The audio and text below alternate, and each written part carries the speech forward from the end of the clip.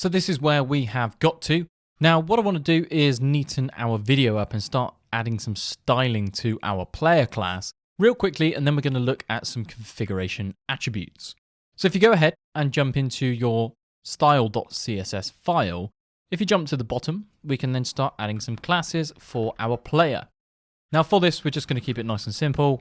Add a nice maximum width of 90%, some padding of 20 pixels, some margin of also 20 pixels, and then we'll use some auto to center it. A nice border radius of 3 pixels, a simple background color, which will then be white, and a border bottom with a 3 pixels solid. And for this, we're going to use D2D 5DA, which we can then save out, and we can see that we have a nice white border. However, our video inside it doesn't really look too great. So we can create a CSS selector inside of our player class. Now for this, I'm going to add a cursor, and we're going to use the cursor here of pointer. So if we save this and take a look, you can see that when we hover over it, our cursor actually changes. Now I like to do this because it hints to the user that they can then go ahead and click on it so they can then start playing the video. We also need to set a maximum width. We can leave this at 100%. So when we save this out, we then get a nicely proportioned video instead of a ginormous full width video. We can, of course, add some width and height attributes to the video itself. However, CSS is a bit nicer. We can then add a border radius to the video itself. I'm just going to create one of 3 pixels.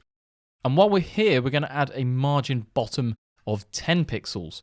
This is just to give a bit of space at the bottom, because we're going to start adding some custom controls in the next few videos. So this is just to set things up ahead of time.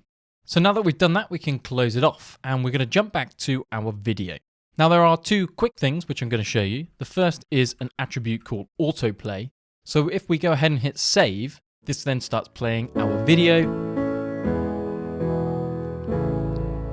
Now this video is 10 or 11 seconds long, and when it reaches the end, it will then simply stop playing, like so. We can also add another attribute called loop. So when we hit save, this is then going to start playing the video again, and when it hits the end, it's then going to loop back and then start that video from the absolute beginning. So we just wait for it to finish, and you can see there that it's looping. The autoplay is quite annoying by itself, so we're going to turn that off and just simply remove it. However, those two kind of go in hand together if you want to add that kind of behavior to your video element. So this is quite a nice and simple API, and we can just simply add attributes to construct some new behavior. Now, one thing I want to demonstrate, and probably the most important one, is this concept of having video controls. Now, for the moment, if we hit save, you can see that we have full screen, we have a little menu, we can download the video, we can see picture in picture, we can see the total time, as well as the time that we have visited so far, which is 0 because we haven't actually played it. When we then play it, we then see this bar start to go along the bottom.